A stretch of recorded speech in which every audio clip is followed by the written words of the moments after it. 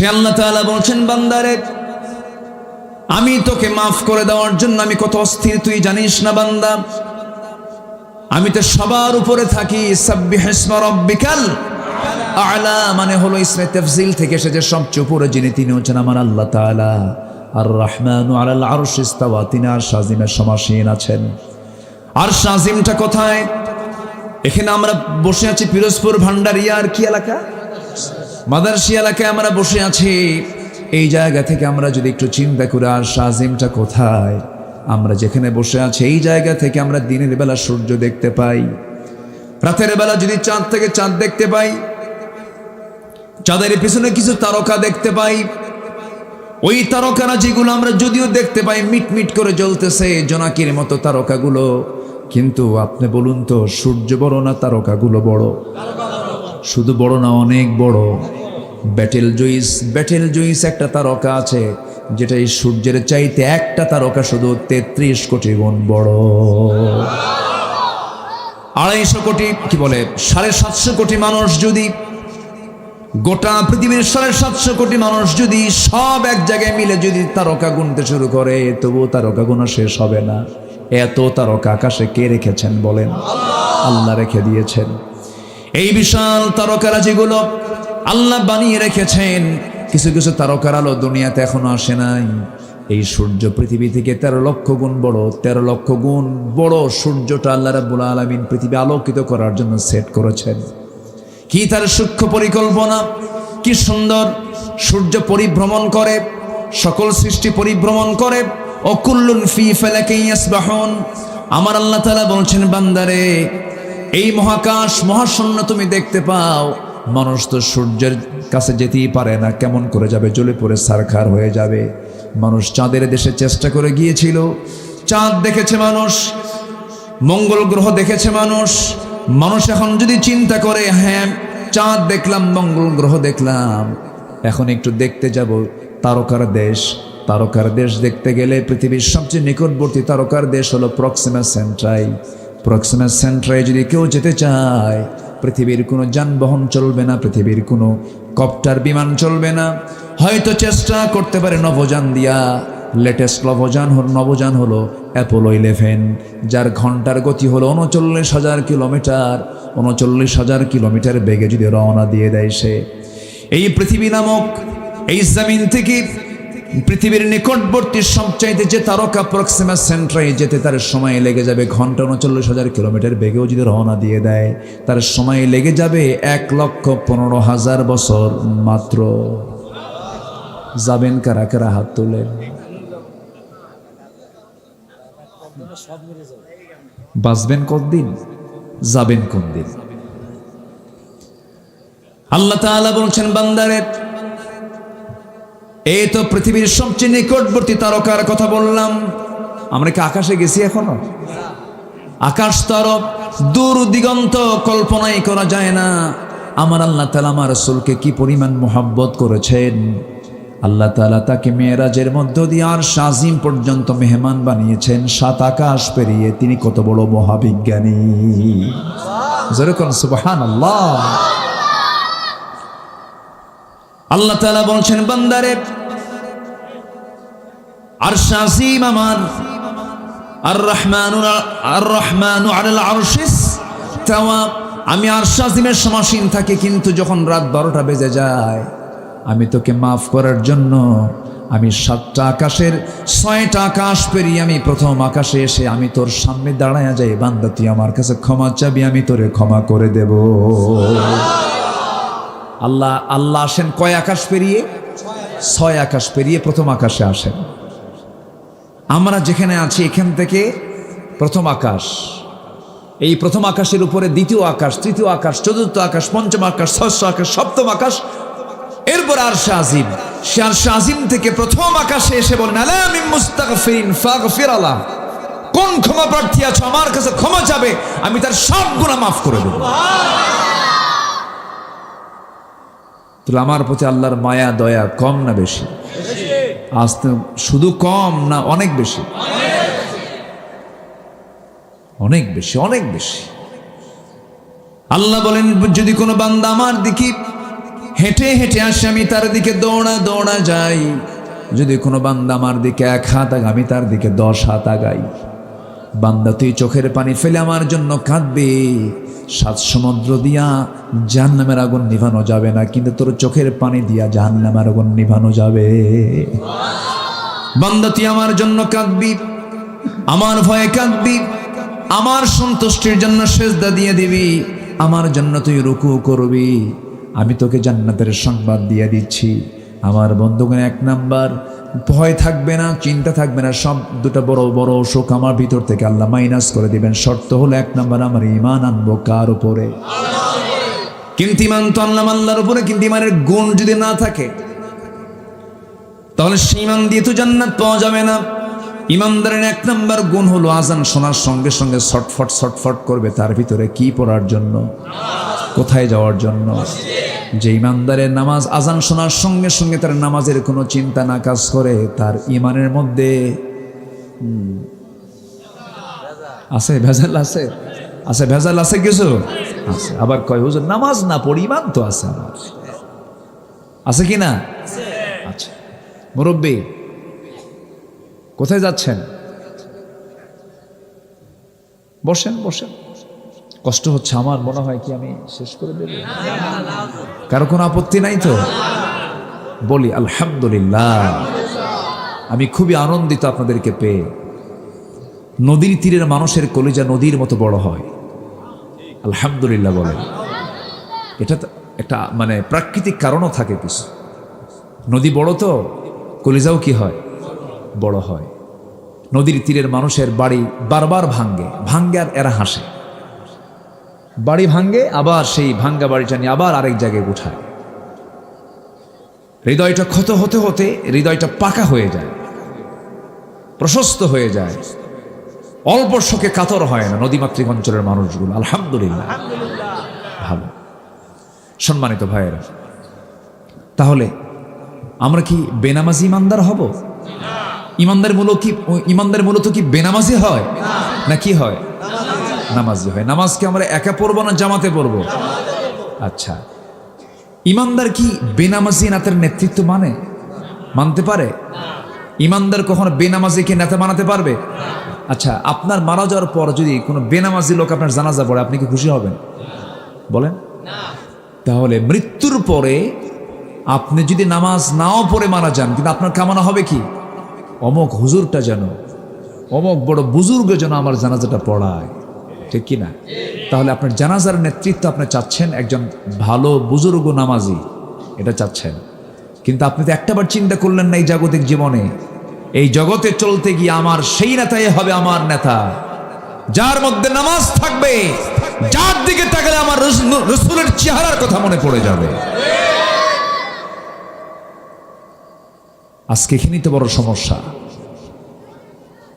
আজকে আমার দেশে কোনো কিছুর সংকট নেই। কে বলেছে খাদ্যের সংকট? কে বলেছে সম্পদের সংকট? গোটা পৃথিবীর সবচেয়ে, আমার কাছে মনে হয় 2 শতাধিক রাষ্ট্র নিয়ে গোটা পৃথিবী। আমি বিশ্বের বহু দেশ সফর করেছি।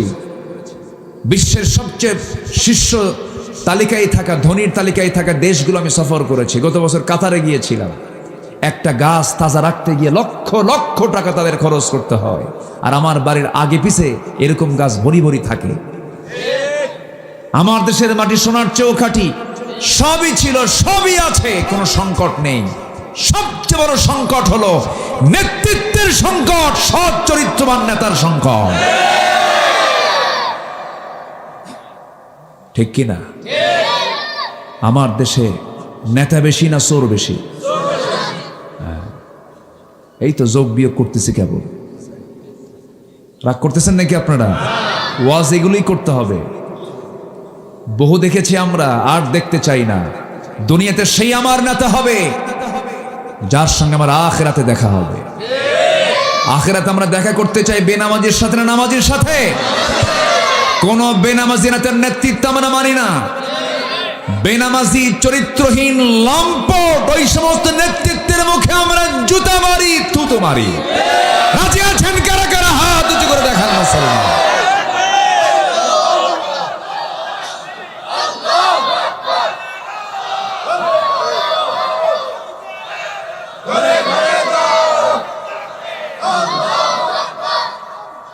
আল্লাহ তুমি সবার হাতকে কবুল করো, জোরে বলি আমিন, আরো জোরে আমিন। হাত নামান। সবাইকে আমরা নামাজ পড়তে রাজি আছি তো? কয় ওয়াক্ত নামাজ? একা না জামাতে? বুঝে না না বুঝে? আমার নবীজির শেষ কথা কি ছিল বলেন?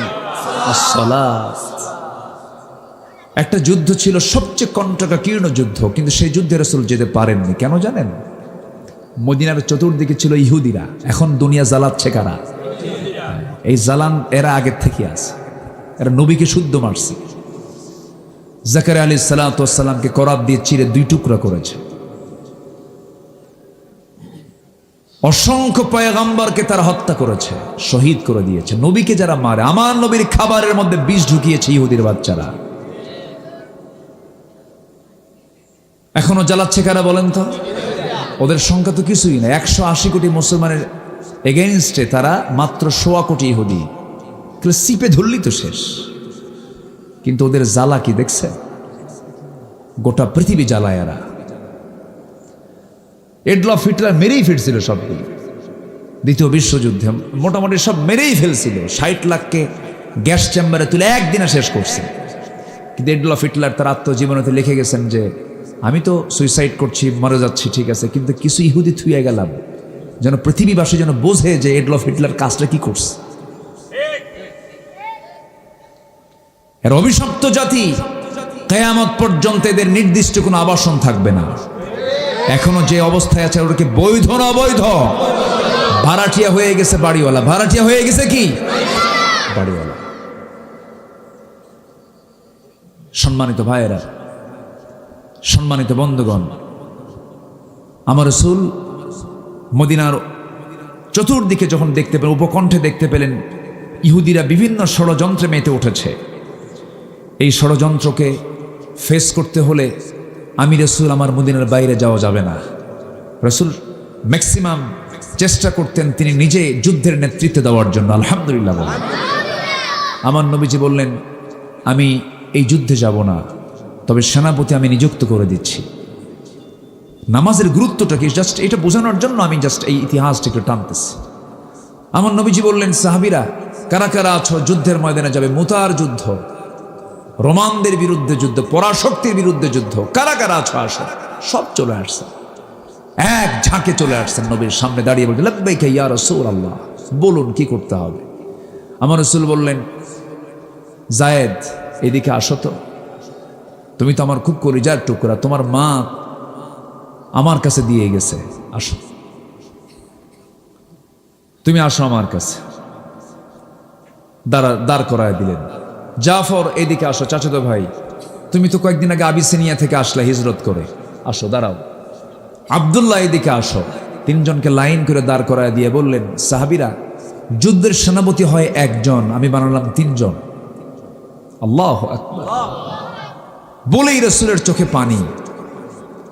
আমার নবীজি বললেন আমার পালক পুত্র যায়েদ সে হবে 1 নাম্বার, সে যদি মারা যায় হবে 2 নাম্বার আমার জাফর, 2 নাম্বার যদি মারা যায় 3 নাম্বার হবে আমার আব্দুল্লাহ।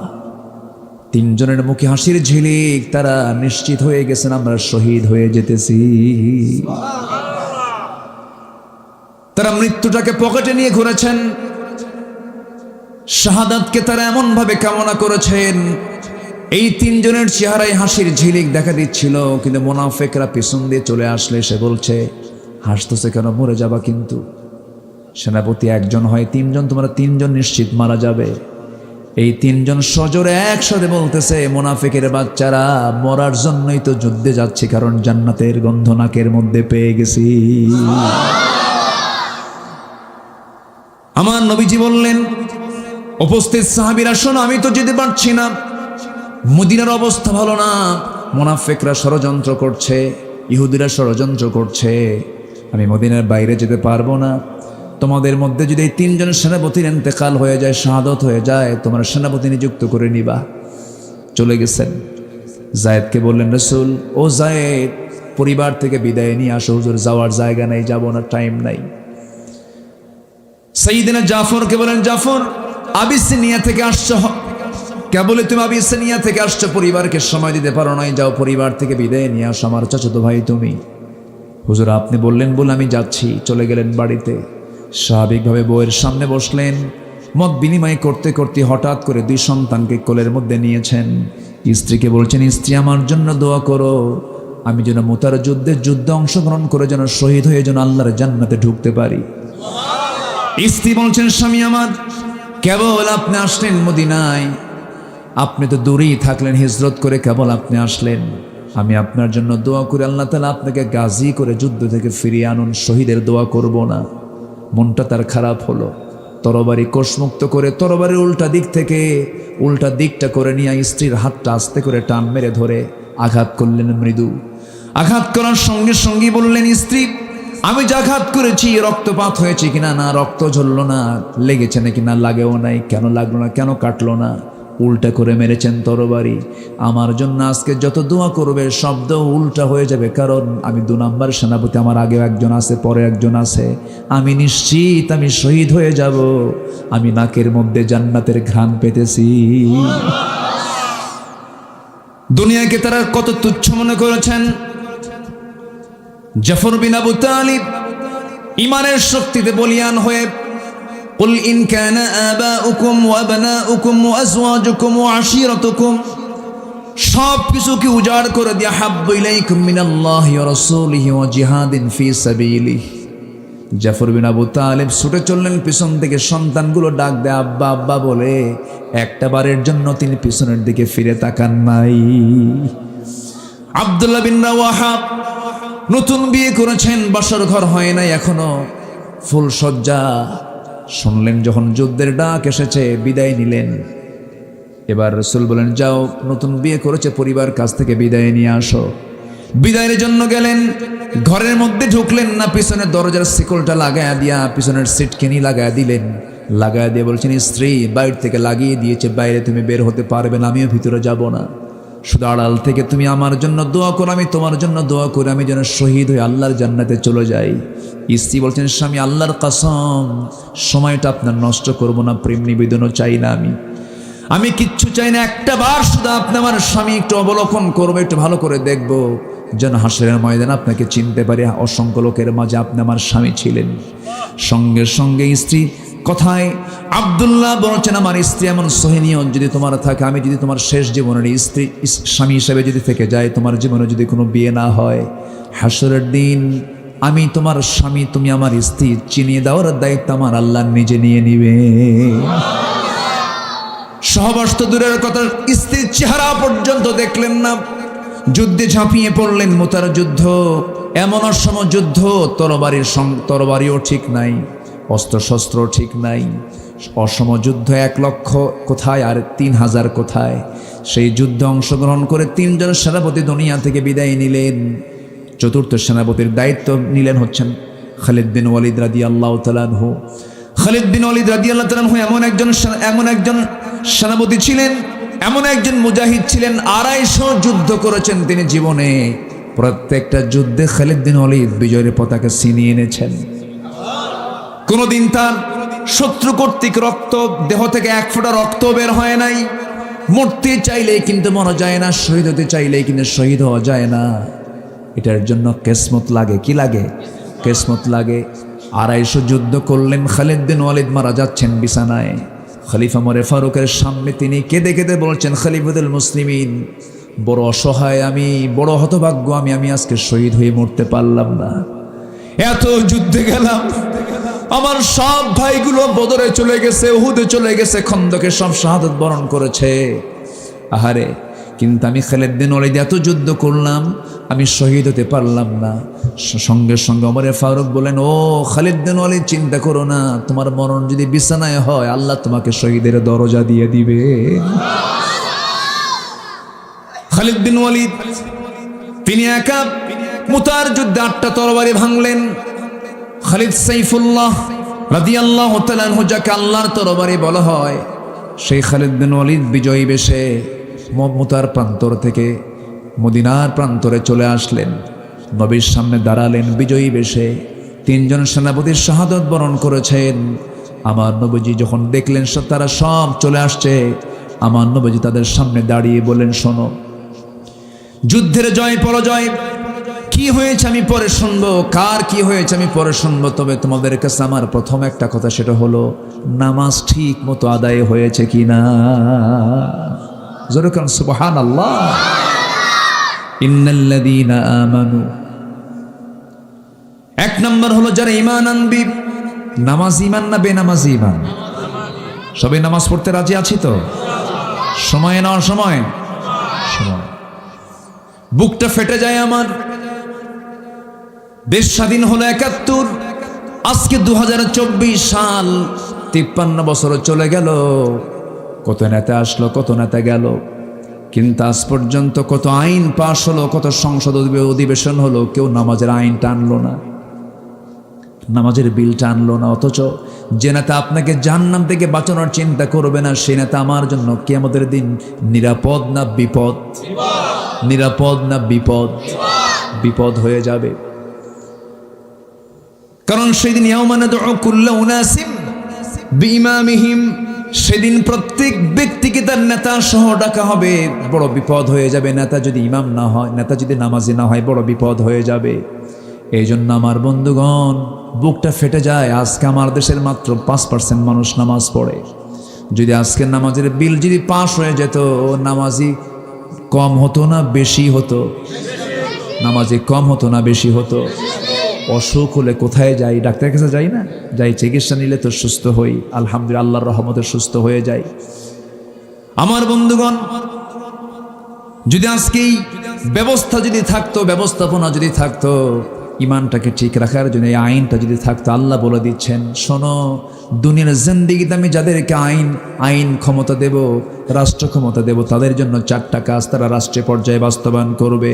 এর মধ্যে 1 নম্বর কাজ কি? কায়েম করা। বলেন কি কাজ? কি কায়েম করা? নামাজ, সালাতকে কায়েম করা। আকামুস সালাহ আল্লাযীনা ইম্মাক্কান্নাহুম ফিল আরদি আকামুস সালাহ ওয়া আতাউজ যাকাত। এখানে আসছে, সব কথা এখানে আসছে। আমি খুব আনন্দিত আপনাদেরকে পেয়ে। এত রাত আপনারা বসে আছেন, আলহামদুলিল্লাহ। আমার বন্ধুগণ, তাহলে সবার কাছে আমার 1 নাম্বার যে দাবিটা, সেই যে চাওয়াটা আমার সবার কাছে, সেটা হলো আজকের মাহফিল থেকে আমরা সিদ্ধান্ত নেব, আমরা নামাজি ইমানদার হব না বেনামাজি ইমানদার হব। পরিবারকে কি বানাবো? বলেন।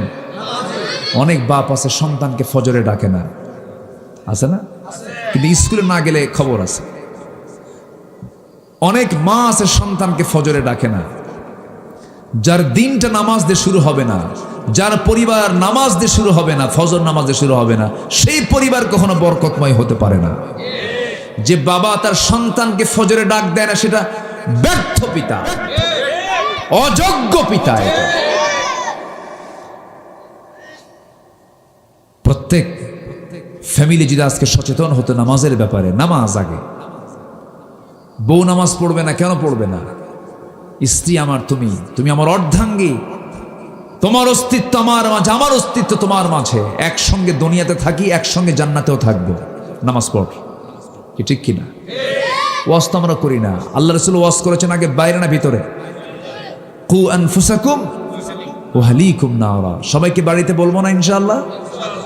যে বউ নামাজ পড়ে না, তার রান্না খেতেও তো চিন্তা করতে হবে, ঠিক কিনা? বলতে হবে তুমি রান্না করবা আমার, আমি নামাজ পড়ি, তুমি নামাজ পড়বা না, এটা তো হতে পারে না। বলতে হবে।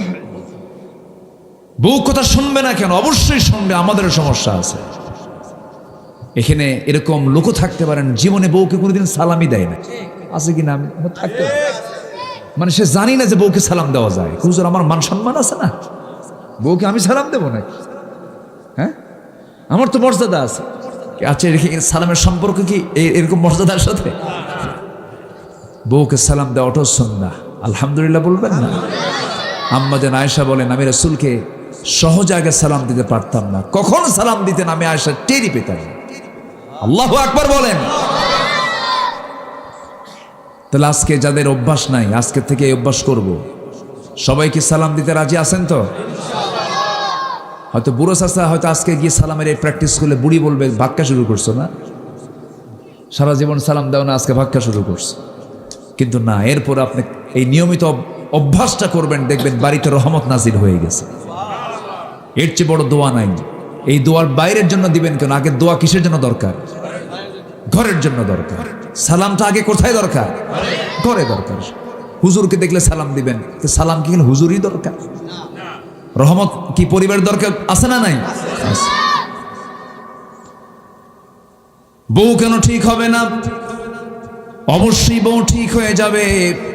স্বামী কেন ঠিক হবেন না? অবশ্যই স্বামী ঠিক হয়ে যাবেন, কিন্তু সেখানে আপনার মধ্যে সেই কালচার নিয়ে আসতে হবে। আজান হয়ে গেছে মসজিদে, সময় চলে গেছে, আপনার স্বামী স্ত্রীকে ডাক দিয়ে বলবেন, স্ত্রী আমার পিছনে দাঁড়াও, আমার মেয়েরা তোমার আম্মার সঙ্গে দাঁড়াও, আমার ছেলে তুই আমার ডান পাশে দাঁড়া, আমার মেজ ছেলে তুই আমার বাম পাশে দাঁড়া। মসজিদে নামাজ হয়ে গেছি, বাড়িটাকে মসজিদ বানায় নেবেন, সেজদার জায়গা বানায় নেবেন, সুন্দর করে নামাজের পরিবেশ তৈরি করবেন। আল্লাহর কসম করে বলি, যে বাড়িটা ফজর দিয়ে শুরু হবে, বুরিকালি উম্মতি ফি বুকুরিহা, আমার উম্মতের বরকতময় সময় হলো ফজর, সকালবেলা। এই সকালবেলার বরকত যে বান্দা পায়, 24 ঘন্টা বরকত তার উপরে বরাদ্দ হয়ে যায়। নামাজটা আমরা কেউ ছেড়ে দেব না। পরিবার এটার উপরে প্রচন্ড চাপ রাখতে হবে, কারণ শয়তান তো ওয়াসওয়াসা দেওয়ার জন্য আছে। শয়তান প্রত্যেক রাতে ফজরের একটু আগে চলে আসে ওয়াজ করার জন্য, বান্দার কাছে ওয়াজও করে, আলাইকা লাইলুন তাবিল, আলাইকা লাইলুন তাবিল, তোমার রাত খুব লম্বা, তোমার রাত খুব লম্বা, ঘুমাও। এটা কার ওয়াজ? আলাইকা লাইলুন তাবিল হাদিস আসছে। আমার নবী যেই হাদিসটা বর্ণনা করেন,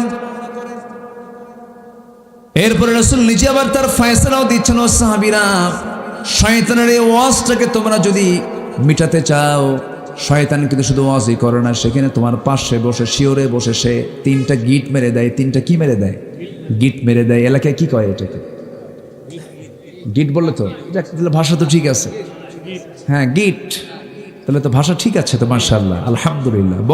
বলছেন তো, আচ্ছা, আলহামদুলিল্লাহ। বাংলাদেশের কোথাও কোথাও গিট্টু বলে। হ্যাঁ, গিট্টু বলে, গিরা বলে, হ্যাঁ, অনেক কিছু বলে। ভাষা যে কত, আলহামদুলিল্লাহ। আচ্ছা, যে বাইম মাছ আছে না, বাইম মাছ, বাইম মাছের ছোট ভাইকে কি বলে আপনার এলাকায়? মানে বাইমের ছোট সাইজ যেটা, কোরাবাইন। আচ্ছা, যাই হোক, কত ভাষা, তাই না? কত ভাষা যে আছে, আলহামদুলিল্লাহ বলে। তবে আপনাদের ভাষা বোঝা যায়, আপনাদের ভাষার মধ্যে একটা মজা আছে। হ্যাঁ, মনো, ঠিক আছে না? এরকম টান আছে না? কি সুন্দর ভাষার মধ্যে একটা মজা আছে। প্রত্যেক ভাষাই সুন্দর, নোয়াখালীও সুন্দর, ভাষা কোনোটাই খারাপ না। যার মায়ের ভাষা তার কাছেই সুন্দর, আলহামদুলিল্লাহ বলে। অনেক সুন্দর ভাষা। বাংলা যে কত সুন্দর ভাষা জানেন? এটা জরিপ এসেছে, গোটা পৃথিবীর 6 নম্বর ভাষা হচ্ছে বাংলা। আর মজার দিক থেকে মনের ভাষা তৃপ্তি মতো বোঝা যায় যে ভাষায়, সেটা হচ্ছে বাংলা ভাষা, আলহামদুলিল্লাহ বলে। জরিপেও আসছে। এবং সাহিত্য সমৃদ্ধ একটা ভাষা হচ্ছে বাংলা। অনেক সুন্দর ভাষা আমরা পেয়েছি মার কাছ থেকে, বলি আলহামদুলিল্লাহ। কিন্তু এই মানে রাজশাহীর অঞ্চলের দিকে যে তালিবুস্য হেরে গেছে, সালাম দিতে পারে না, আসসালামু আলাইকুম, আগে সালাইয়ের পরে দুলা যায়। হ্যাঁ, আমি কই বলেন সুবহান আল্লাহ, কয় সুবহান আল্লাহ, ওরা সুবহান আল্লাহ বলতে পারে না। সোনার বাংলাদেশ বলতে পারে না, কয় সোনার বাংলাদেশ, হয় না, ওরা পারে না, ওদের মাখরাজ এটা আসে না। হ্যাঁ, ওই যে মালদা, তারপরে মুর্শিদাবাদ, ওই অঞ্চলের কিছু একটা, হ্যাঁ, লেগেছে। তারপরে রংপুরের মানুষ র বলতে পারে না, বাড়ি কোথায়? অংপুর, র হয় না, রঙে অ নাই, র নাই, র চলে গেছে। সিরাজগঞ্জ পারে না, বাড়ি কোথায়? হিরাজগঞ্জ, হয় না। নোয়াখালী প পারে না, পানিকে কি কয়? হানি, মানে প শব্দই নাই, প মাহজুফ, প কি হয়ে গেছে? মাহজুফ নাই। চিটাগাং তো কথাই নাই, ওদের ভাষা মালাকুল মউত বুঝবে না। মানে এটা আমি মানে রূপক অর্থে বলছি, আবার এটা মানে এটা রূপকে বলছি, অরিজিন বলছি। সিলেটও খুব জটিল, ওরা কঠিন ভাষায় কথা বলে। খিতা মাত মাতলা রে বা, কিতা মাত মাতো, এরকম জটিল ভাষা। একই দেশ কিন্তু বাংলার যে সৌন্দর্য পৃথিবীর কোনো ভাষায় পাবেন না, বলি আলহামদুলিল্লাহ। তবে বরিশাল এটা আলাদা সৌন্দর্যে ঘেরা আছে বাংলার সাথে, বোঝা যায় আপনাদের ভাষাগুলো। আলহামদুলিল্লাহ বলে। তাহলে কি কয় গিট না? এই ধ্যান গিট থেকে কোথায় গেছে আমি? কয় গিট মারে শয়তান, কয় গিট মারে। এই 3টা গিট যখন মেরে দেয়, এই 3 গিট যদি কোনো বান্দা ছুটাতে চাও, রাসূল আমল শেখায় দিলেন। নাম্বার 1 হলো আজান শোনার সঙ্গে সঙ্গে তুমি বিছানা থেকে তোমার পিঠটা সরাইয়া নিবা, 1 গিট ছুটে গেল। নাম্বার 2 হলো যখন আজান শুনলে তুমি বিছানা থেকে পিঠটা সরাইয়া নিয়েছো, নামাজে দাঁড়াবে তুমি, ওযুটা বানায় নিবা সুন্দর করে। ওযু সম্পূর্ণ হওয়ার সঙ্গে সঙ্গে শয়তানের 2টা গিট ছুটে গেল। যখন তুমি নামাজের উদ্দেশ্যে মসজিদের দিকে রওনা দেবে, তোমার বাড়ির যত দূরে বরকত তত কম না বেশি? অনেকে বলে জানেন আমার কত বড় ভাগ্য, মসজিদের সামনেই আমার বাড়ি। কয়েন এরকম বলে না? কিন্তু হাদিসের দৃষ্টিকোণ থেকে মসজিদের সামনের বাড়ির বরকত বেশি না দূরের বাড়ির বরকত বেশি?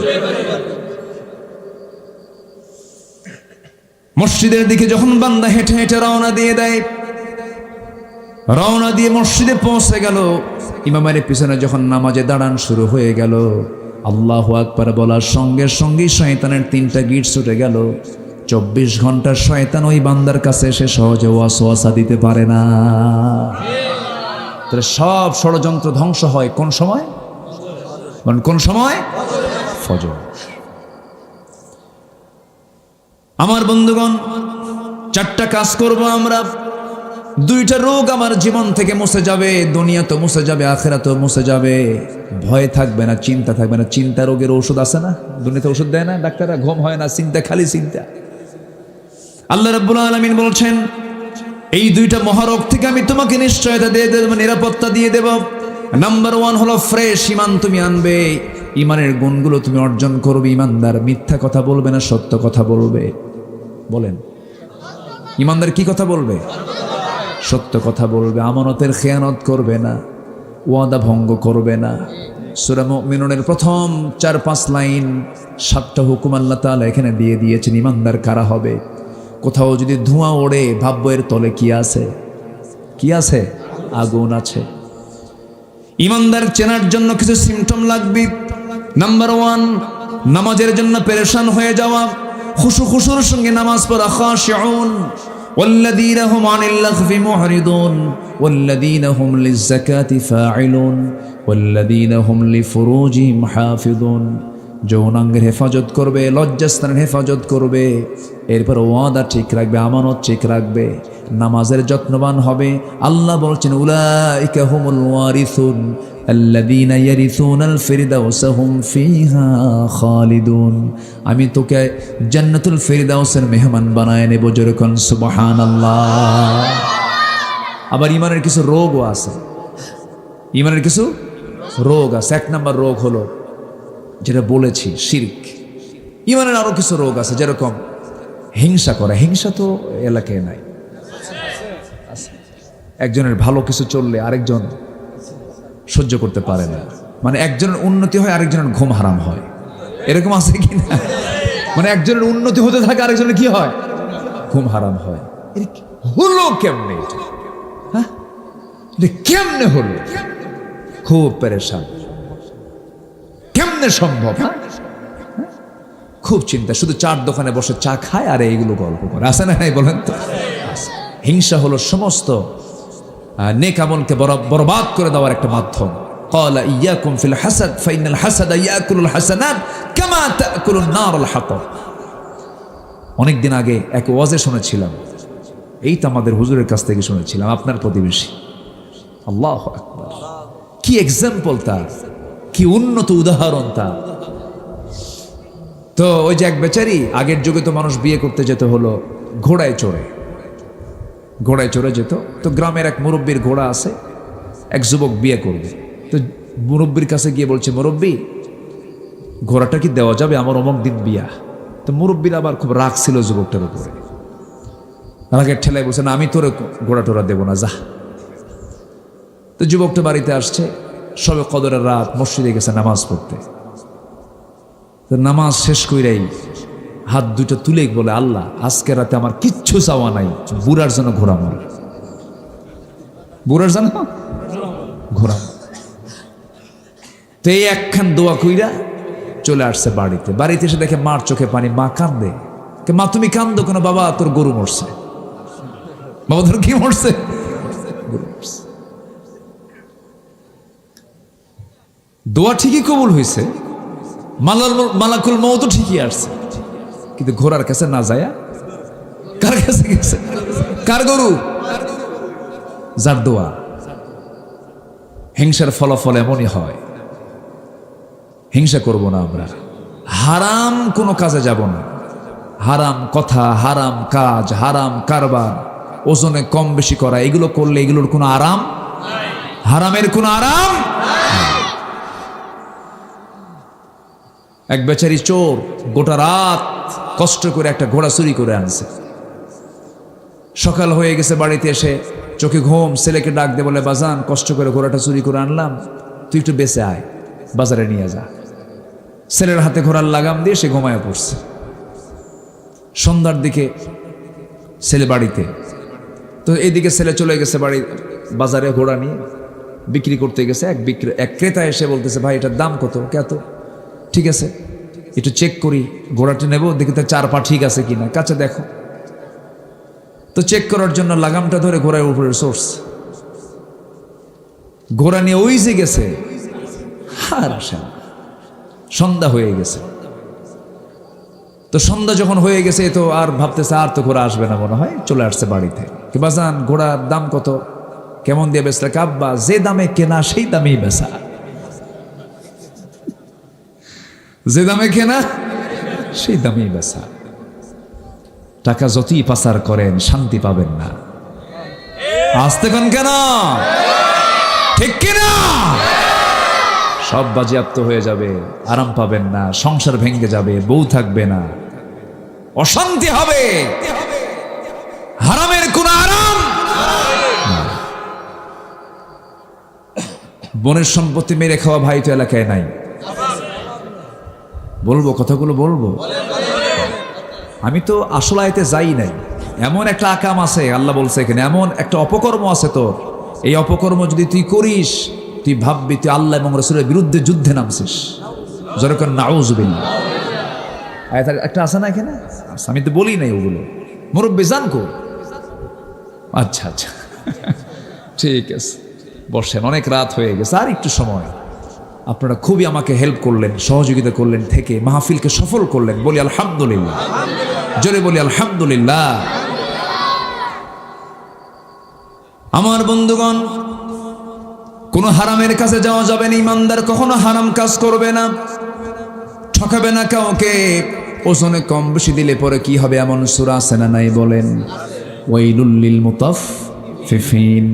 আল্লাহ তাআলা সেই সমস্ত ব্যক্তিদের ধ্বংস কামনা করেছেন যারা ওজনে কম দেয়, নেওয়ার সময় বেশি নেয়, বেশি নেয়, কম দেয়। এই সমস্ত লোকের জন্য আল্লাহ রাব্বুল আলামিন ধ্বংস কামনা করেছেন।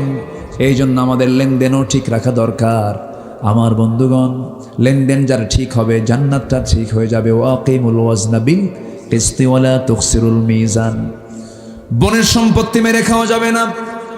আমি তো মনে করি, আমার মনে হয় বাংলাদেশের খুব কম সংখ্যক পরিবার আছে যে পরিবারে ভাই 2 বিঘা পেলে পরে বোন 1 বিঘা সমান মানের সমান দামের জমি বোন পেয়ে যায়, এমন সংখ্যা খুবই কম। এটা পার্সেন্টে আসবে কিনা সন্দেহ। বোনদেরকে ঠকায় দেয়, বোনদেরকে দেয় না। আমার মাহফিলে মা বোন আলোচনা শুনছেন কিনা জানেন, হয়তো মনে মনে ভাবতেছেন যারা শুনতেছেন, হুজুর ভালো করে কোন ভাই কিছু এখানে বসে আছে, ঠিক আছে না? শোনা দরকার। আল্লাহ তাআলা নিজেই এটার ফয়সালা করে দিয়েছেন 1500 বছর আগে। লিযযাকারি মিসলু হাযযিল উনসাইন। পুরুষ যা পাবে মেয়ে তার অর্ধেক পাবে। ছেলে যদি পায় 2 বিঘা, মেয়ে পাবে 1 বিঘা। এটা আল্লাহ তাআলা ফরিদাতাম মিনাল্লাহ, আল্লাহ এগুলো নির্ধারণ করে দিয়ে, তিলকা হুদুদুল্লাহ, আল্লাহ তাআলা এগুলো সীমা নির্ধারণ করে দিয়েছেন। আমার বন্ধুগণ, কিন্তু ভাইরা কৌশল করে বিভিন্নভাবে বোনদেরকে ঠকায় দেয়। জমি মাপতে গিয়া, হিসাব করতে গিয়ে কম দামি জমিগুলো বোনদের নামে বরাদ্দ করে দেয়। আবার দেখবেন এক যুগ হয়ে গেছে, বাপ মারা যাওয়ার এক যুগ ধরে বোনের অংশের ধানগুলো ভাই নিজের গোলায় তোলায়, আবার সেই বিক্রি করা ধানের টাকা দিয়ে সে হজ করতে যায়, এমন ভাইও আছে না নাই? আছে। সম্পূর্ণ হারাম এগুলো, সম্পূর্ণ হারাম।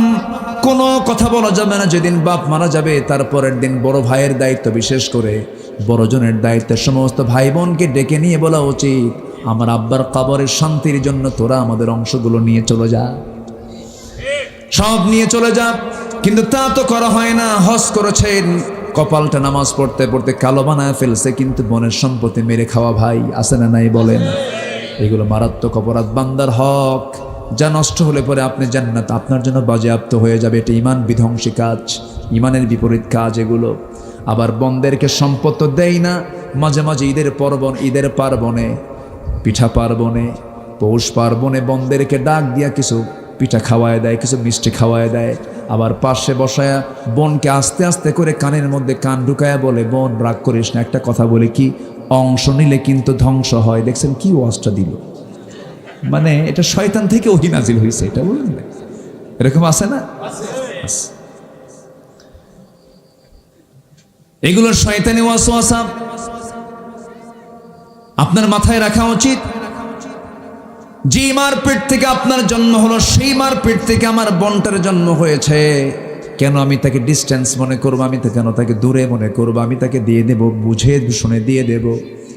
আল্লাহ তাআলা এগুলো বলে দিয়েছেন কত আগে, এগুলো আজকে মুসলমানরা হারিয়ে ফেলেছে। এগুলো করা যাবে না।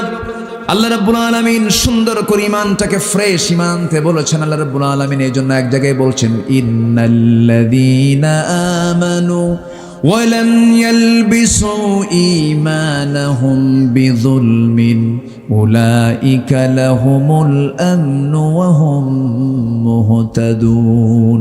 জোরে বলুন আল্লাহু আকবার। ঈমান যারা আনবে, ঈমানকে যারা জুলুমের দ্বারা যারা আচ্ছাদন করবে না, কিসের দ্বারা? জুলুম করে না, জুলুম করে না। আজকে আলেমদের উপরে জুলুম আছে না নাই? আচ্ছা, এই দেশ কি শাসন কখনো আলেমরা করেছিল? এই দেশ ধরেন এই যে ৭১ থেকে আজকে ২০২৪ সাল, এই ৫০-৫২ বছরে কখনো কি ক্ষমতার চেয়ারে কি আলেমরা আসছে? আলেমরা? জেলখানায় কারা? তাহলে শাসন করলো না, দেশ চালালো না, আকাম কুকাম করার তো সুযোগই পায় নাই। দেশ চালালো কারা আর জেল খাটে কারা? প্রশ্ন আছে না নাই? আল্লাহ বলছেন, যারা ঈমানকে যারা জুলুমের দ্বারা আচ্ছাদন করবে, ঈমান শেষ। ঈমানদার কখনো জালিম হতে, আর জালিম কখনো ঈমানদার হতে পারে না। জালিম ঈমানদার হবে না, ঈমানদার জালিম হবে না। আয়াত এগুলোই বলে দেয়। আমার বন্ধুগণ, ১ নম্বর হলো ঈমান আনা, নাম্বার ২ হলো আমিলুস সলিহাত, নেক কাজ যারা করবে, ভালো কাজ যারা করবে। নেক কাজগুলো কি, ধরুন আপনারা মাহফিল এসেছেন, মাহফিল আসতে নিয়ে রাস্তায় চলতে নিয়ে দেখা যায় অনেক সময় খোয়া পড়ে থাকে, থাকে না? খোয়া পড়ে থাকে। এই খোয়াটা আপনি সরে দিলেন, এটা ঈমানের শাখার একটা অন্যতম শাখা। আল্লাহু আকবার বলেন। তরিকুল আদা। আমার বন্ধুগণ, ঈমানের বহুগুলো দিক আছে, এটা নেক আমল। আপনি খোয়াটা সরাইয়া দিলেন, আরেকজনের পা ওই খোয়ার উপরে পড়লে তার পাটা ভেঙে যেত। আপনি সুন্দর করে খোয়াটা সরাইয়া দিন, এটা আপনি ঈমানের কাজ করলেন, নেক আমল করলেন। আমার ভাইয়েরা, এইরকম করে জগৎ জীবনে চলতে গিয়ে যেটাই মানবতার কল্যাণমূলক কাজ হবে, সেটাই নেক আমল। আমি কোরআন যতটুকু ভাঙ্গাচুরা পড়েছি, আমার কাছে মনে হয়েছে মানব জীবনে, বান্দার জীবনে যত আমল আছে, এর মধ্যে সবচেয়ে শ্রেষ্ঠ আমল হলো যে বান্দা অন্য বান্দার উপকারে কোনো কাজ করতে পেরেছে। বলি আলহামদুলিল্লাহ। মানবতার কল্যাণ করা, সৃষ্টির কল্যাণ করা, সকল সৃষ্টিকার, আর সেই সৃষ্টির কল্যাণ করলে সবচেয়ে বেশি খুশি হবেন কে? আল্লাহ তাআলা। আমার বন্ধুগণ, নেক আমল যারা করবে, নাম্বার ৩ হলো নামাজ যারা কায়েম করবে। আল্লাহ তাআলা নামাজ কায়েমের কথা বলেছেন একবার না বারবার, একবার না বারবার। আর নামাজ পড়তে বলেছেন মাত্র একবার। নামাজ পড়তে বলেছেন একবার, নামাজ পড়তে বলেছেন ফাসাল্লি লিরাব্বিকা ওয়ানহার। কিন্তু নামাজ কায়েমের কথা বলেছেন বারবার। একবার না বারবার বলেছেন, যে কথা বারবার বলা হয় তার গুরুত্ব কমে না বাড়ে? সেই কথার গুরুত্বটা বেড়ে যায়। কারণ নামাজ কায়েমের পরিবেশ যদি সমাজে চালু হয়ে যায়, সেই সমাজে সুদ থাকবে না, সেই সমাজে জেনা থাকবে না, সেই সমাজে ঘুষের কোনো কারবার থাকবে না, সেই সমাজে ঘুষ দিয়ে অফিস চলবে না, সততা দিয়ে অফিস চলবে, লেনদেন এলোমেলো হবে না, চুরি থাকবে না, রাহাজানি থাকবে না। সানা থেকে হাজরামত পর্যন্ত নিরাপদে একজন নারী একাকী নিঃসঙ্গে চলবে, কোনো পুরুষ তার দিকে তাকাবে না, কারণ সেই পুরুষের মধ্যে থাকবে একমাত্র কার ভয়? রাসূল এগুলো বলে দিয়েছেন কত আগে। আমার বন্ধুগণ, নামাজ কায়েম যারা করবে, নামাজ কায়েম মানে হলো নামাজ কায়েম সেখানেই সেখানে নামাজ কায়েম। নামাজ কায়েম সেটা কি বলে? যে সমাজে সুদ নাই, জেনা নাই, হত্যা নাই, খুন নাই, জেনা নাই, এই সমস্ত কাজ যে সমাজে বন্ধ থাকবে সেটাই হলো ইসলামী সমাজ, সেটা হচ্ছে নামাজ কায়েমের পরিবেশ থাকা। ওয়া আতাউজ যাকা, নাম্বার 4 হলো যারা যাকাত আদায় করবে। নামাজ আছে যেখানে যাকাত আছে। আল্লাহ নামাজের সঙ্গে কিসের ওয়াজ করেছেন? যাকাত। নামাজ আল্লাহর হক, যাকাত দেখেন। আসেন দোয়া করি না? দোয়া করবো না? আল্লাহ আলোচনা চলুক, হুজুর মরুক, হুজুরও বাঁচুক। গতকালকে আমার মাহফিল ছিল সেই বগুড়া নাম শুনেছেন তো? বগুড়া। সেই বগুড়া থেকে ঢাকা আসছি, এসে ফজর পড়েছি। এরপর আমাদের ঘুম তো যে সময় পড়া জায়েজ নাই, আমরা মাহফিলের কারণে বাধ্য হই, কি করব। এরপর ফজর পড়ে কিছু বিশ্রাম নিয়ে এরপর আবার 11টা সাড়ে 11টার দিকে বের হয়েছে। ঢাকা পার হতেই তো কামসারা, পুলসিরাত, অনেক জামটাম ঠেলে চলে আসছে। এখন তো মাশাআল্লাহ অনেক ভালো হয়েছে, রাস্তাঘাট অনেকটা ভালো হয়েছে। যেটা ভালো অবশ্যই আমরা বলি ভালো। আল্লাহ তুমি এই জাতিকে দুর্নীতির কবল থেকে তুমি আল্লাহ হেফাজত করো, জোরে বলি আল্লাহুম্মা আমিন। এসেছি তো দেখি আর একটু কথা বলি। তো যাকাত এটা জরিমানা না ফরজ কাজ? যাকাত কি জরিমানা না ফরজ কাজ? সেদিন এক হাজি আমার কয়, আল্লাহ, আমি হুজুর বলতে, হুজুর আল্লাহর কাম নাই, সরকারও ট্যাক্স নাই, আল্লাহ যাকাত দিচ্ছে। দেখছেন কত বড় বেকুব? এরকম আছে না নাই বলেন তো? যাকাত দেওয়া কি? বলেন যাকাত আদায় করা কি ফরজ? নামাজ যেমন ফরজ, যাকাত দেওয়াও ফরজ। কেউ উঠবেন না, একটু বসেন। আচ্ছা, আল্লাহ রাব্বুল আলামিন বলেন এই 4টা কাজ যদি করো, প্রথম বলছেন তিনি লাহুম আজরুহুম ইনদা রাব্বিহিম ওয়ালা খাউফুন আলাইহিম ওয়ালা হুম ইয়াহজানুন। জোরে বলুন আল্লাহু আকবার। কি পরিপূর্ণ আয়াত এটা! আল্লাহ বলছেন এই 4টা কাজ করলে পরে তাদের জন্য আমি আল্লাহ আমার তরফ থেকে তাদের জন্য পুরস্কার আছে। আমার আল্লাহ ছোট না বড়? আমার আল্লাহর পুরস্কারটা হবে ছোট না বড়? আল্লাহ বলছেন বান্দারে চিন্তা করিস কেন, তোর কপালে যদি জান্নাত হয়ে যায়, সর্বনিম্ন জান্নাত যদি দেই 10টা পৃথিবীর সমান একটা জান্নাত। কয়টা পৃথিবী? কেউ পারবে পৃথিবীতে কেউ দিতে? তো গোলাম কার হব আমরা? পৃথিবীর কেউ তো আমাকে দিতে পারবে না, তো গোলাম বান্দার হয়ে লাভ কি? গোলাম হব কার? সর্বনিম্ন জান্নাত হবে 10টা পৃথিবীর মতো একটা জান্নাত। সেই জান্নাত আল্লাহ তাআলা রেখে দিয়েছেন। সেই জান্নাতগুলো খোঁজার জন্য কোরআন পড়ার দরকার আছে না নাই? কোরআনের মধ্যেই তো জান্নাতের দাগ নাম্বারটা আছে। পৃথিবীর কোনো বইয়ের মধ্যে জান্নাতের দাগ নাম্বার খুঁজে পাবেন না। আপনার বাড়ির দাগ নাম্বার আছে না নাই? আপনার জমির দাগ নাম্বার আছে না নাই? বাড়ির দাগ নাম্বার মুখস্থ হলো, জমির দাগ নাম্বার মুখস্থ হলো, পুকুরের দাগ নাম্বার মুখস্থ হলো, কিন্তু জান্নাতের দাগ নাম্বার মুখস্থ হলো না। জান্নাতটা আপনি পাবেন কেমন করে? এই জন্য জান্নাতের দাগ নাম্বার কোরআনটা আমাদের সবার জানার দরকার। কোরআনটা শোনা, কোরআনটা বোঝা, কোরআনটা জানা সবার জন্য, অন্তত কোরআনটা সহি করে পড়া, হালাল হারামের জ্ঞান অর্জন করা সবার জন্য ফরজ। কোরআনটা সহি করে পড়া ফরজ, কোরআনটা সুন্দর করে তেলাওয়াত করা ফরজ। কিন্তু বুকটা ফেটে যায়, কত শিক্ষানীতি চালু হলো 53 বছরে আজ পর্যন্ত এই জাতির অধিকাংশ মুসলমান আজকে কোরআনটা সুন্দর করে পড়তেও পারে না। আমি কি ভুল বলতেছে নাকি? অথচ কোরআনের হক আদায় করার জন্য তেলাওয়াত দরকার, কিরাআত দরকার, দিরাসাত দরকার, তাদাব্বুর দরকার। আল্লাহু আকবার বলেন। সব দরকার। তেলাওয়াতই নাই, কিরাআতই নাই, তাদাব্বুর হবে কখন আর দিরাসাত হবে কখন? আমার বন্ধুগণ, অনেক বুড়ো চাচা আছে গ্রামের, যদি চাচাকে বলি চাচা কোরআনটা পড়েন, বলে বাবা মুখে আসে না, খুব কঠিন। বলে না এরকম? বলে না? বলে। কিন্তু চাচাকে যখন বলি চাচা ওই যে ভান্ডারিয়া চরখালির মোড়ে বিসমিল্লাহ চত্বরের মোড়ে আপনার 3 কাটা জায়গা আছে, ওই 3 কাটা জায়গার দাগ নাম্বার কত? 93। দেখছেন? টনটনা মুখস্থ। আমার চাচা পিরোজপুর জসকোটে সপ্তাহে 2 বার করে বারান্দায় ঘরে বুড়া মানুষ চামড়াগুলো কুচকে গেছে, যখন বলি চাচা আপনি এরকম জসকোটের বারান্দায় ফাইল নিয়ে দৌড়াদৌড়ি করেন কেন? সেই সময় চাচা বলে মামলা আছে জমাজমির, মামলার সামনে একটা রায় হবে, উকিল বোঝে না, উকিলকে বুদ্ধি দিয়া যায়। দেখছেন? উকিলকে বুদ্ধি দেওয়া যায়। উকিলের উনি বুদ্ধিদাতা, আবার জমির দাগ নাম্বার মুখস্থ আছে, কিন্তু কোরআনটা পড়তে পারেন না। কোরআন নাকি তার কাছে কঠিন মনে হয়। কিন্তু সবচেয়ে বড় কথা হলো বান্দা তুমি জান্নাত তুমি যদি পেতে চাও, চেষ্টা করার দরকার আছে না নাই? ওয়াল্লাযীনা জাহাদু ফীনা লানাহদিয়ান্নাহুম সুবুলানা।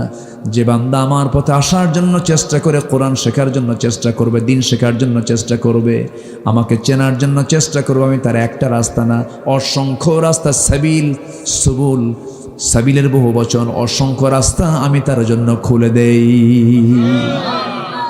তাহলে চেষ্টা করব আমরা, সাহায্য করবেন কে? আল্লাহ। আমার বন্ধুগণ, আল্লাহ রাব্বুল আলামিন এরপরে বলছেন এই 4টা কাজ যদি তুমি করো, বিশাল বড় পুরস্কার আমি তোমাকে দেব। তোমার ভয় থাকবে না, তোমার চিন্তাও থাকবে না, ভয় চিন্তা দুটাই দূর করে দেব। ইমানদার ব্যক্তি সহজে হতাশ হয় না। ইমান যার নাই তার মধ্যে হতাশা কাজ করে, ইমান যার আছে তার মধ্যে হতাশা কাজ করে না। এরপর আল্লাহ রাব্বুল আলামিন ইমানদারকে ডাক দিয়ে বলছেন আমাকে ভয় করো। আরেকটা বিষয়ে তোমরা সতর্ক থাকবে, সেটা হলো ইয়া আইয়ুহাল্লাযীনা আমানুত্তাকুল্লাহা ওয়া যারু মা বাকিয়া মিনার রিবা ইন কুনতুম মুমিনিন। ইমানদারেরা তোমরা আমি আল্লাহ আমাকে ভয় করো। আর একটা বিষয় জেনে রেখে দিও, সেটা হলো সুদের কারবার করবে না যদি তুমি ইমানদার হও। সুদ বুঝি ভান্ডারিয়া নাই? আছে আছে আছে আছে। কে উঠবেন না? উঠলে কিন্তু ভাববো সেটাই সুদ খায়। বসে এই তো লাইনে আসতেছি তো। হ্যাঁ, ওয়াজ শুনবো, নামাজও পড়বো, সুদও খাবো, আল্লাহ খুশি থাক, শয়তানও বেজার না হোক। এই চরিত্র ইমানদারের নয়, এই চরিত্র মুনাফিকের। সুদের মোহরা চলছে আজ। আমি কি ভুল বলছি? সব জায়গায় সুদ। আল্লাহ বলছেন লা তাকুলুর রিবা আদআফান মুদাআফা। আবার এখানে বলছে কি ওয়াযারু মা বাকিয়া মিনার রিবা। কতবার বলেছেন এগুলো? কতবার? একাধিকবার বলেছেন। ইন কুনতুম মুমিনিন, ইমানদার যদি হও সুদ খায়ও না। তাহলে ইমানদার কি সুদ খেতে পারে? আমার বন্ধুগণ, আজকে সুদের মোহরা চলছে, চতুর্দিকে সুদ সুদ। এত দোয়া যায় কোথায়? দোয়া করি আমরা, দোয়াগুলো কবুল হয় না কেন? কেন কবুল হয় না? এখানে আমরা কেউ বুকে হাত দিয়ে কেউ বলতে পারবো না। প্রত্যক্ষ পরোক্ষভাবে সবাই কিন্তু সুদের সঙ্গে জড়িত। এদেশের রাষ্ট্রায়ত্ত ব্যাংক হলো সুদ, সুদ ভিত্তিক অর্থনীতি। এই জাতীয় এই সামষ্টিক অপরাধ, এই জাতীয় অপরাধগুলোকে বন্ধ করার জন্য অবশ্যই যাকাত ভিত্তিক অর্থনীতি চালু করার জন্য আমাদের সংঘবদ্ধ চেষ্টা করার দরকার আছে না নাই? আসতে বলবেন না, আছে না নাই? এই জন্য 1000 বছর ধরে ওয়াজ করবেন, সুদ বন্ধ হবে না। একবার শুধু পার্লামেন্ট আইন করে বলবে আজকের থেকে সুদ বন্ধ, সব বন্ধ হয়ে যাবে। আল্লাহ রাব্বুল আলামিন বান্দাকে সুদের ব্যাপারে ভয়ঙ্কর কথা বলেছেন। এই জায়গায় ভয়ঙ্কর একটা আয়াতের পরে দিচ্ছেন। সময় যেহেতু কম, আমি শর্ট করে আমি শেষের দিকে আস্তে আস্তে চলে যাচ্ছি। আমার বন্ধুগণ, তাহলে আমরা আজকে শিখে নিচ্ছি এই 4টা হুকুম আমরা আমল করব। সাথে আমরা আরেকটা বিষয় শুনলাম, সেটা হচ্ছে আমরা ভয় করব কাকে? আজ থেকে বলবেন না, ভয় করব কাকে? আল্লাহকে। সাথে আরেকটা হুকুম আমরা আজকে শুনতে পেলাম, সুদের ধারে পাশে আমরা যাব না। সুদের সর্বনিম্ন গুনাহ, অনেকগুলো গুনাহ আছে, এই সর্বনিম্ন গুনাহ হলো নিজের মার সঙ্গে জেনা করা। জোরে বলি নাউজুবিল্লাহ। আমার বন্ধুগণ, সুদ আছে যেখানে, শোষণ আছে, জুলুম আছে সেখানে। সুদের ফলাফল হলো ধনী শুধু ধনী হবে, গরিবরা শুধু গরিবই হবে। আর যাকাতের ফলাফল হলো ধনীর সম্পদ গরিবের মাঝে এসে সামাজিক ভারসাম্য বজায় থাকবে, সোশ্যাল সিকিউরিটি চলে আসবে, নিরাপত্তা চলে আসবে। এটা হচ্ছে যাকাতের ফলাফল। আজকে আমার দেশে যদি যাকাত আদায় হতো, এই 4,500 থেকে 5,000 প্রায় ইউনিয়ন পরিষদ আছে, যে পরিমাণ যাকাত রাষ্ট্রীয়ভাবে যদি আদায় করা হতো ব্যাংকিং হিসেব অনুযায়ী, প্রত্যেকটা ইউনিয়নে 43 কোটি করে টাকা যাকাতের জমা হতো প্রত্যেক বছরে। আল্লাহু আকবার বলেন। তাহলে একটা সম্ভাবনা ছিল কিনা বলেন? ছিল। কিন্তু কে করবে এগুলো কাজ? আমার বন্ধুগণ, এই জন্য আল্লাহ রাব্বুল আলামিন এই যাকাতকে চালু করার জন্য, নামাজকে প্রতিষ্ঠার জন্য আল্লাহ রাব্বুল আলামিন দিন প্রতিষ্ঠার সংগ্রাম করতে বলেছেন। আর একটা সূরার মধ্যে, সূরাতুশ শুরার মধ্যে আল্লাহ রাব্বুল আলামিন বলেন, শারা'a লাকুম মিনাদ-দীনি মা ওয়াসসা বিহি নূহান ওয়াল্লাযী আওহায়না ইলাইকা ওয়া মা ওয়াসাইনা বিহি ইব্রাহিম ওয়া মূসা ওয়া ঈসা أن أقيموا الدين ولا تتفرقوا فيه। জোরে বলুন আল্লাহু আকবার। আল্লাহ রাব্বুল আলামিন দিন কায়েমের সংগ্রামকে ফরজ করে দিয়েছেন। এই দিন কায়েমের সংগ্রাম করতে গিয়ে রাসূলকে মক্কা থেকে মদিনায় আসতে হয়েছে, ঘর ছাড়তে হয়েছে, বাড়ি ছাড়তে হয়েছে। আমার নবীজি উহুদের ময়দানে গিয়েছেন দিন কায়েমের জন্য, রক্ত তার শরীর থেকে ঝরেছে, সামনের 2টা দাঁত তারা ভেঙ্গে চুরমার করে দিয়েছে বদর উহুদ যুদ্ধের ময়দানে। আমার নবীজির 2 দাঁত ভেঙ্গে গেছে, কপালের মধ্যে লোহা বিদ্ধ হয়েছে, গালের মধ্যে শিরস্থানের লোহা ঢুকেছে। আমার রাসূলকে টার্গেট করে ফেলেছে কাফের মুশরিকরা। দিন নিভিয়ে দিতে হলে মুহাম্মদকেও শেষ করতে হবে। রাসূলকে তারা টার্গেট করেছে, দূর থেকে পাথর মারা শুরু করে দিয়েছে, তীর মারা শুরু করে দিয়েছে। এক পর্যায়ে পাথরটা যখন মারা হলো, কাছাকাছি এসে দাঁত এসে লাগলো, সামনের 2টা দাঁত ভেঙে পড়ে গেল। আরেকটা আঘাত আসলো, মাথায় ছিল সেদিন পাগড়ি নয়, টুপি নয়, লোহার হেলমেট ছিল। লোহার হেলমেটের চিকন লোহা পাথরের আঘাত লাগার সঙ্গে সঙ্গে কপালের মধ্যে লোহা যখন ঢুকে গেল, কপালের শক্ত হাড়ের মধ্যে যখন ঢুকে গেছে, আমার নবীজি মাথা চক্কর মেরে 3টে ইনজুরি একই মুখের ভিতরে, মুখ থুবড়ে জমিনে পড়ে গেলেন। নবীর পাশে সেই সময় কেউ নাই। কাফের মুশরিকরা চিৎকার মেরে বলছে, কুতিলা মুহাম্মদ, কুতিলা মুহাম্মদ। আমার নবীর পাশে তখন কেউ ছিল না। চতুর্দিকে মদিনা আকাশ বাতাস, চতুর্দিকে সংবাদ ছড়িয়ে দিয়েছে ইহুদিরা, চতুর্দিকে সংবাদ ছড়িয়ে দিয়েছে কুরাইশরা, রাসূল মারা গেছেন, রাসূল মারা গেছেন। এমন সময় মদিনার একজন পাগলি সাহাবী, মহিলা সাহাবী ঘর থেকে বের হলেন। একজন সাহাবীর সঙ্গে দেখা হলো, বলছে তুমি কান্দো কেন, কোথায় যাও? সঙ্গে সঙ্গে বলতেছে, শুনলাম নাকি রাসূল ইন্তেকাল করেছেন। সঙ্গে সঙ্গে সেই সাহাবী বলছেন, তুমি কি জানো তোমার কলিজার টুকরা নয়নের দুলাল, তোমার একমাত্র সন্তান শাহাদত বরণ করেছে। সঙ্গে সঙ্গে মহিলা বলছেন, আমার সন্তান শহীদ হয়েছে, এটা আমার বড় কোনো দুঃখের সংবাদ নয়, একটাবার জানিয়ে দাও আমার প্রাণের রাসূল বেঁচে আছেন কিনা, একটাবার বাঁচিয়ে আমাকে সংবাদ জানিয়ে দাও।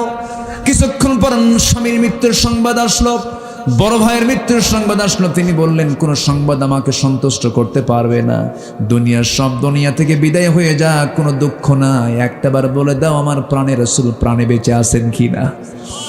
আমার নবীজি রক্তাক্ত অবস্থায় পড়ে আছেন। কে না জানেন ইতিহাসগুলো। হানজালা যখন শুনতে পেয়েছেন, ইয়াং মানুষ, নতুন বিয়ে করেছেন, যুদ্ধে যেতে পারেন নাই, সঙ্গে সঙ্গে বলছেন, বউরে তরবারি হাতে তুলে দাও, যুদ্ধে চলে যাচ্ছি আমি শহীদ হতে চাই। রাসূল যেহেতু দুনিয়াতে নাই, যুদ্ধে ঝাঁপিয়ে পড়েছেন, যুদ্ধে অংশগ্রহণ করেছেন, তিনি শাহাদত বরণ করেছেন। আমার নবীজি হাইয়ান মাজরুহান, জখম অবস্থায় তিনি থাকলেন, আহত থাকলেন, রসুল মারা যান নাই। আমার নবীজিকে আহত করে ফেলেছে, নবীজির দাঁত দুইটা ভেঙে ফেলে দিয়েছে। সারা জীবন দাঁত হারা রসুল ছিলেন, সামনের দুটো দাঁত না থেকে তিনি কথা বলেছেন। নবীজির যদি দিন কায়েমের জন্য নবীজির দেহ থেকে দাঁত যদি ভেঙে ফেলা হয়, নবীজি খন্দকের প্রান্তরে কোদাল মারতে মারতে কোমর তার হেরে গেছে, কোমরটা কুজো হয়ে গেছে। আম্মা জান আয়েশা বলেন, নবীজির শেষ সময় পর্যন্ত আমার নবীজি কোমরটা কুজো করে বাঁকা করে হেঁটেছেন। কোদাল মেরে মেরে তার কোমর চলে গেছে খন্দকি। উহুদের ময়দানে দান্দান মোবারক শহীদ হয়ে গেছে। নবীজির দেহ থেকে প্রচুর রক্তক্ষরণ হয়েছে। দিন কায়েমের সংগ্রাম করতে গিয়ে যদি নবীর দেহ থেকে রক্ত ঝরাতে হয়, সেই দিন কায়েমের জন্য আমাদের দেহ থেকে রক্ত ঝরানোর চিন্তা মাথায় আনার দরকার আছে না নাই? আছে না নাই? আমার নবীজি আন আকিমুদ্দিন, দিন কায়েমের সংগ্রাম করতে গিয়ে নিজেও রক্তাক্ত হলেন। উহুদের প্রান্তরে দেখতে পেলেন একটা দুইটা সাহাবীর লাশ নয়, ৭০ জন সাহাবীর লাশ। রসুল খুঁজে পাচ্ছেন না একজন সাহাবীর লাশ, সেটা হচ্ছে হানজালা। রসুল বলছেন, কি রে? তার স্ত্রী সে আমাকে বলতেছে, সাহাবীরা আমার হানজালার লাশটা কোথায়? জিব্রাইল বলছেন, ইয়া রাসূলুল্লাহ, হানজালার লাশটা আপনার চিন্তার কোনো কারণ নাই। হানজালার ফরজ গোসলটা সম্পূর্ণ হয় না, এই জন্য আল্লাহ তাআলা জান্নাতের পানির বাজিট পাশ করে দিয়েছেন। জান্নাতের পানির গোসল, জান্নাতের পানি দিয়ে গোসল করায় দিয়েছেন।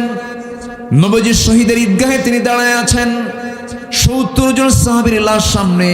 আমার নবীজি বললেন, আমার চাচা আমির হামজার লাশটা কোথায়? রসুল সামনে গেলেন, গিয়ে দেখেন আপন চাচা আমির হামজার কানটা নাই, তুলে নিয়েছে, কেটে নিয়েছে। দুটা চোখ নাই, দুটা চোখ তুলে নিয়েছে।